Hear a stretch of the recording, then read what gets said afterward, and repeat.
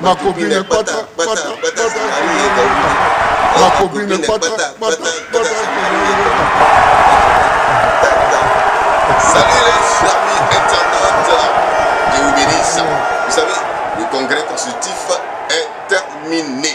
Et ce matin, j'ai fait un peu le tour des réseaux sociaux et j'ai vu que la toile s'est intéressée à un pan du discours du nouveau président du PPAC, le Parti des peuples africains, Côte d'Ivoire, le président Laurent Gbagbo, qui a rendu hommage, on pourrait prendre ça comme ça, à Eskeli, quelqu'un qu'il dit l'avoir aidé pendant qu'il était en prison à Korogo. Il a vu sur une chaîne togolaise cette partie de son discours a défrayé la chronique. Je pense comme ça à Noël Akoué, je pense à beaucoup d'internautes comme ça qui sont des internautes, sinon des militants de l'ancien FPI, un peu, qui se sentent un peu découragés par la nouvelle position du président Laurent Gbagbo et qui ont commencé à décrire ça. Mais d'abord, avant d'arriver sur ce que nous pensons de cette chanson chantée par le président Laurent Gbagbo, c'était quand même, vu ses 116 ans en train de chanter Ma copine est pata pata. Donc, avant d'arriver dessus, on vous montre cette partie de son discours. Suivez. Je regarde souvent la télévision.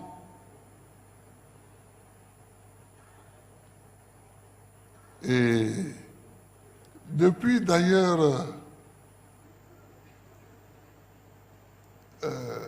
Bruxelles, j'ai regardé souvent la télévision. C'est là que j'ai connu tous les jeunes chanteurs là. Yodé et Siro, eux, je les connaissais avant.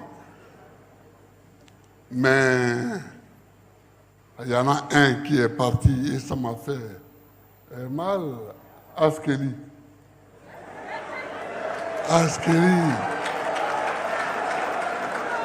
Askeli. Il m'a beaucoup aidé à Korogo, quand j'étais à Korogo. Parce qu'à Korogo, on recevait LC2, une télévision togolaise qui diffusait la musique.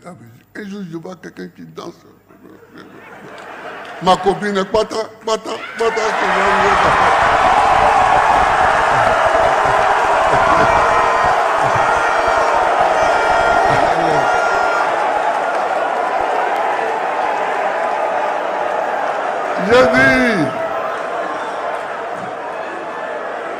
J'ai dit, c'est qui ça? Ah, on m'a dit, vraiment, c'est un chanteur déjanté ivoirien. Et bon, je l'ai adopté, je le regarde. Souvent, je le regardais. Et puis, là, j'avais souhaité qu'on l'invite à ce congrès pour chanter un peu comme les autres.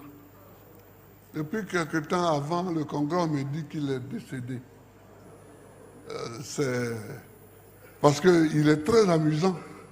Il est très amusant et il est très... Donc,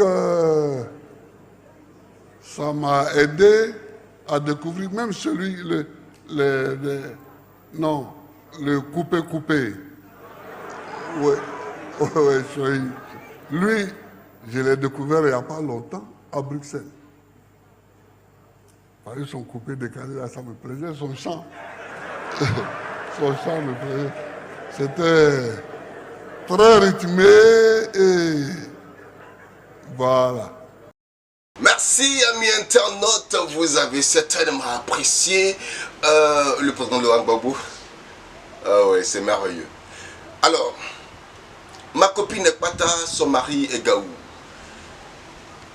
Pour quelqu'un de l'âge de Laurent Gbagbo qui chante cela, mais de l'âge, mais aussi de la tranche, de la posture, son positionnement dans la Côte d'Ivoire, dans l'Afrique, qui chante cela.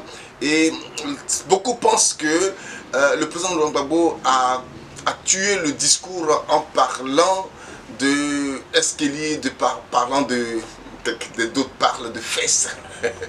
Bon, en fait, vous savez, au-delà de ce que les gens pourraient dire, je pense que, pour ma part, que cette partie du discours de Laurent Gbagbo rentre dans la vision dont lui-même a parlé du panafricanisme.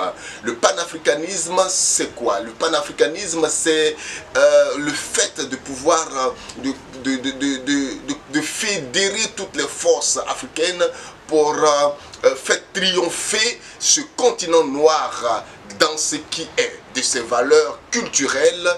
Et donc, il y a des acquis que nous avons et on doit pouvoir faire la promotion de ces acquis. Vous voyez bien que le président Laurent Gbagbo, dans son discours, a dit que quand j'étais aux affaires, nous avons créé ce qu'il appelait, ce que le gouvernement d'alors, avec le ministre de l'économie et des finances, Bruno Boabré, a appelé le budget sécurisé. Le budget sécurisé, pourquoi? Le budget sécurisé qui était une façon de pouvoir compter sur nos propres ressources. Le président Gbagbo l'a dit dans son discours la dernière fois, il a dit « Nous ne mangeons que ce que nous produisons ». Vous savez, Laurent Gbagbo est celui-là qui a habitué son auditoire à ce style qu'il a appelé le style, le langage de Yopougon. Vous voyez, comme on le dit chez nous à Yopougon, donc un niveau de langage accessible à tout le monde.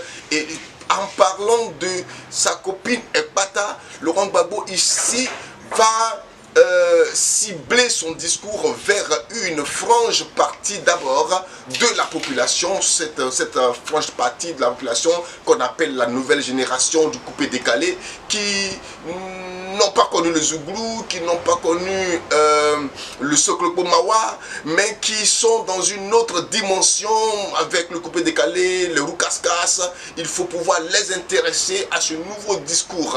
Vous voyez, donc il parle de ma copine Ekpata. Mais ma copine Ekpata ici aussi vient ici faire la promotion des valeurs culturelles d'Afrique.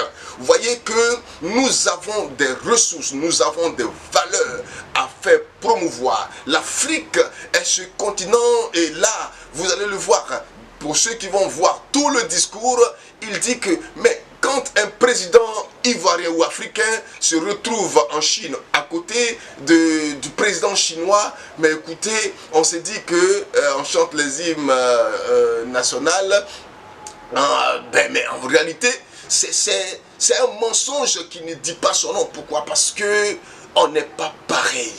Vous voyez, c'est des gens qui ont l'argent, qui sont puissants. Et nous, Africains, qu'est-ce que nous avons? Rien. Nous n'avons rien. Et nous venons là pour s'arrêter, pour dire que nous sommes premiers producteurs de café, de cacao. Et puis, ça mène à quoi? Mais il faut pouvoir créer cette force, cette dynamique africaine qui va pouvoir véritablement permettre à l'Afrique d'être un continent véritablement émergent.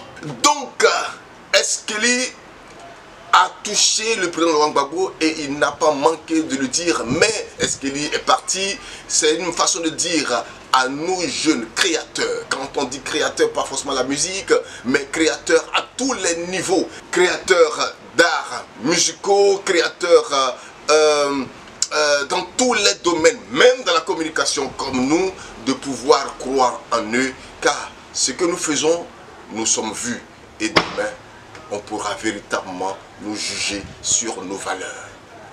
Shalom, partage cette vidéo et ne manque pas de t'abonner.